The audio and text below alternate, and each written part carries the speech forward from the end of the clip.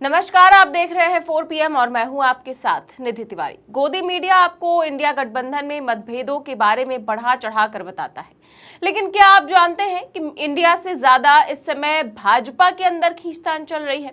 एक तरफ तो मोदी जी की कुर्सी जाने की बात चल रही है, तो दूसरी तरफ भाजपा के अंदर भी कलह मची हुई है। यानी जो पार्टी दूसरों की पार्टियां तोड़ने में लगी रहती थी, अब उसकी खुद की पार्टी में अंदर पड़ी दरारें इतनी गहरी हो चुकी है कि हल्की सी भी धरती कांपी तो पूरी इमारत ताश के पत्तों की तरह ध्वस्त हो जाएगी। इस समय जहां बीजेपी की टॉप लीडरशिप में शाह बनाम नितिन गडकरी का मुकाबला चल रहा है, तो वहीं भाजपा में एक और खेल जारी है। मजे की बात यह है कि अमित शाह इस मुकाबले का भी एक अहम हिस्सा है और उनको टक्कर दे रहे हैं यूपी के सीएम योगी आदित्यनाथ। और ये लड़ाई भले आमने सामने से नहीं हो रही है, लेकिन दोनों कैंप के नेता प्यादों की तरह एक दूसरे से भिड़े जा रहे हैं। ये वही लड़ाई है जो भाजपा को अंदर से कमजोर कर रही है। ये लड़ाई अब धीरे धीरे जाट बनाम राजपूत की लड़ाई बनती जा रही है। झगड़ा अब इतना बढ़ गया है कि नेता एक दूसरे पर वोट चोरी के इल्जाम तक लगा रहे हैं। वास्तव में तो ये लड़ाई अमित शाह और योगी आदित्यनाथ के बीच की है, लेकिन मैदान में इस समय राजीव प्रताप रूडी, संजीव बालियान और निशिकांत दुबे हैं।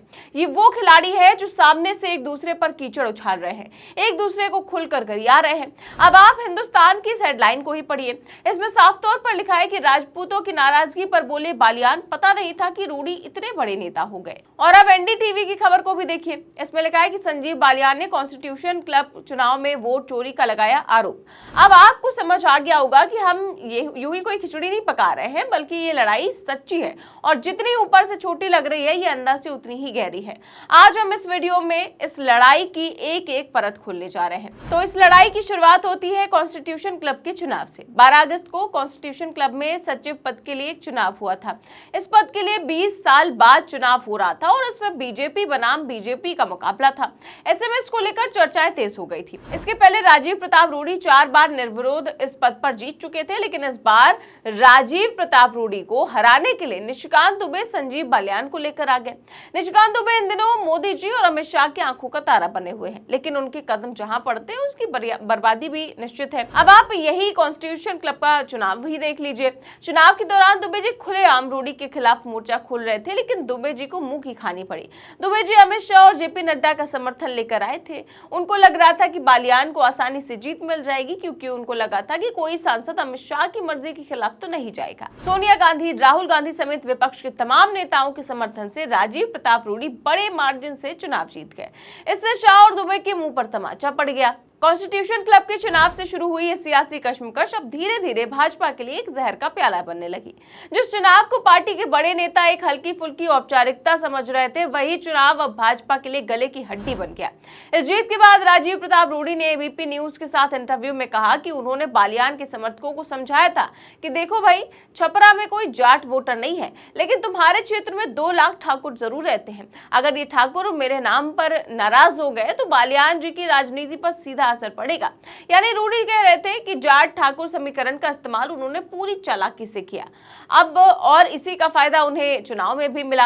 राजीव प्रताप रूडी ने इंटरव्यू में बताया कि उन्होंने बालियान के मित्रों से साफ कहा कि क्यों इसको मरवा रहे हो बेचारे को, वहां के राजपूत नाराज हो जाएंगे तो ये बेचारा परेशान हो जाएगा। इस बार भी हार गया, कष्ट में मत डालो, आगे भी राजनीति करनी है। अब जरा सोचिए, ये बेचारा वाला शब्द कितना बड़ा व्यंग है। एक केंद्रीय मंत्री रह चुके नेता को बेचारा कहकर बुलाना सिर्फ मजाक उड़ाना नहीं, बल्कि उनकी राजनीतिक हैसियत को मिट्टी में मिलाना है। अब इसी को लेकर संजीव बालियान भी कहां पीछे रहने वाले थे, उनका बयान भी सामने आ गया। उन्होंने यूपी तक चैनल को दिए इंटरव्यू में रूडी पर पलटवार करते हुए कहा कि मुझे नहीं पता था कि रूडी अब इतने बड़े नेता हो गए हैं कि अब वो यूपी के राजपूतों का भविष्य तय करेंगे। अब बालियान का तंज सिर्फ रूडी पर तो था नहीं, बल्कि अप्रत्यक्ष तौर पर योगी आदित्यनाथ पर था, क्योंकि यूपी में राजपूतों की राजनीति का सबसे बड़ा चेहरा आज योगी जी ही है। यानी बालियान ने एक तीर से 2 शिकार किए, रूडी पर हमला और योगी पर कटाक्ष। अब जरा बालियान के गुस्से पर गौर कीजिए। उन्होंने कहा कि रूडी हमेशा उनके मित्रों पर बोलते हैं, लेकिन वो रूडी के मित्रों पर कभी नहीं बोलते, और अगर रूडी ने बात ज्यादा खींची तो वो भी खींच लेंगे। अब ये कोई सामान्य चेतावनी तो थी नहीं, ये खुली धमकी है। और राजनीति में जब एक नेता सार्वजनिक मंच से दूसरे नेता को इस तरह की धमकी देता है, तो समझ लीजिए कि अंदर ही अंदर बारूद का ढेर जमा हो चुका है। जाति समीकरण की बात करें तो बालियान साफ कहते हैं कि उन्हें 291 वोट मिले। अब वो पूछते हैं कि जाट सांसद और पूर्व सांसद पूरे देश में 25 भी नहीं होंगे, तो इतने वोट आए कहां से? क्या ये सारे राजपूतों के वोट थे? बालियान ने इस सवाल के जरिए सीधे सीधे ये साबित करने की कोशिश की कि रूडी का यह बयान बेबुनियाद है कि ठाकुर वोटों की वजह से बालियान हार गए, यानी बालियान जाति कार्ड से खुद को बचाने की कोशिश कर रहे हैं, लेकिन रूडी बार बार उसी कार्ड को उछालकर उन्हें फंसाने की कोशिश कर रहे हैं। अब अगर आप गौर से देखिए तो ये लड़ाई जाति के इर्द गिर्द ही घूम रही है। रूडी कह रहे हैं कि ठाकुर नाराज हो सकते हैं और बालियान कह रहे हैं कि ठाकुरों ने ही मुझे वोट दिया, यानी भाजपा का वो चेहरा जो हमेशा हिंदुत्व और राष्ट्रवाद के नाम पर वोट मांगता रहा, अब खुलेआम जाति समीकरणों में बढ़ चुका है। यही वजह है कि विपक्ष इस लड़ाई को मजे लेकर देख रहा है। राहुल गांधी तो अक्सर ही राजीव प्रताप रूडी से हाथ मिलाकर मुबारकबाद देते दिख जाते हैं। अब संजीव बालियान यहीं तक रुक जाते तो बात अलग होती। उन्होंने तो अब कॉन्स्टिट्यूशन क्लब के चुनाव पर ही सवाल उठा दिए। जी हां, उनका कहना है कि इस चुनाव में वोटों की चोरी हुई है। अब भाजपा के मंत्री ही वोटों की चोरी की बात कर रहे हैं, है ना हैरानी की बात। उन्होंने कहा कि पहले बताया गया कि 629 वोट पड़े, फिर घंटे भर बाद 40 वोट और बढ़ गए। कम से कम 2 सांसद, कांग्रेस के पूर्व सांसद ब्रजेंद्र सिंह और बसपा पूर्व सांसद राजाराम के वोट किसी और ने दिए। मतदाता सूची में कई मृत सांसदों के भी नाम थे। ये नहीं पता कि उनके नाम पर वोट पड़ा या नहीं। मतलब आप समझ लीजिए, इतने से छोटे चुनाव में कितनी बड़ी लापरवाही हो सकती है, तो बड़े चुनावों में क्या क्या होता होगा। इन सब झगड़ों के पीछे एक नाम है जो इन सब के लिए जिम्मेदार है, और वो है निशिकांत दुबे। दुबे जी अगर संजीव बालियान को लेकर ना आते तो इतना चीछा लेदर तो ना ही होती। कॉन्स्टिट्यूशन क्लब के चुनाव में संजीव बालियान की जो हार हुई और उससे जो मैसेज गया, उसने भाजपा को बहुत नुकसान पहुंचाया। पहले तो ये कहा गया कि अब बीजेपी के सांसद अमित शाह के कंट्रोल में नहीं रहे, मतलब इस एक छोटे से चुनाव ने अमित शाह की चाणक्यगिरी पर पानी फेर दिया।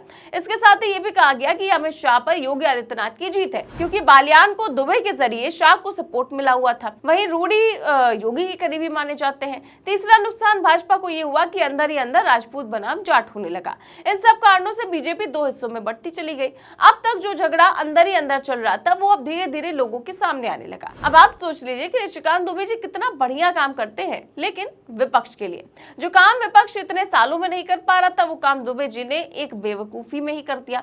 अब दुबे जी की बात हो ही रही है तो आपको बता दें कि अभी कुछ ही दिन पहले ही राजीव रूडी ने निशिकांत दुबे को एक इंटरव्यू में खूब लताड़ा था। रूडी ने दुबे को अहंकारी बताते हुए कहा था कि वो अपनी अलग ही सरकार चलाते हैं। रूडी ने यह भी कहा कि वो दुबे की सरकार का हिस्सा नहीं है। उन्होंने दुबे पर गलत खबर फैलाने का भी आरोप लगाया था। अब आप समझ ही जाइए कि दुबे अपनी ही पार्टी के लिए कितने खतरनाक होते जा रहे हैं। वहीं सचिव पद की ये लड़ाई सिर्फ एक क्लब के दायरे तक सीमित नहीं रही, बल्कि इसने भाजपा की नस नस में चल रही अंदरूनी खींचतान को उजागर कर दिया। हालत यह है कि इंटरव्यू दर इंटरव्यू दोनों पक्ष एक दूसरे को नीचा दिखाने में कोई कसर नहीं छोड़ रहे हैं। और इस लड़ाई का सबसे दिलचस्प पहलू यह है कि बाहर से नेताओं के व्यक्तिगत बयान लगते हैं, लेकिन अंदर से ये अमित शाह बनाम योगी की लड़ाई है। एक तरफ दुबे और बालियान अमित शाह की तरफ से बैटिंग कर रहे हैं, तो दूसरी ओर से रूडी योगी के लिए खेल रहे हैं। आने वाले दिनों में अगर अमित शाह और योगी आदित्यनाथ भी इस छोटे से क्लब को लेकर फिर गए और बयानबाजी करने लग गए तो चौंकिएगा नहीं। इस पूरे मामले को लेकर फिलहाल आप क्या सोचते हैं, हमें कमेंट बॉक्स में अपनी राय जरूर दें। चैनल को सब्सक्राइब भी करें और ज्वाइन भी। देश और दुनिया की तमाम बड़ी खबर जानने के लिए देखते रहिए 4PM न्यूज नेटवर्क। नमस्कार।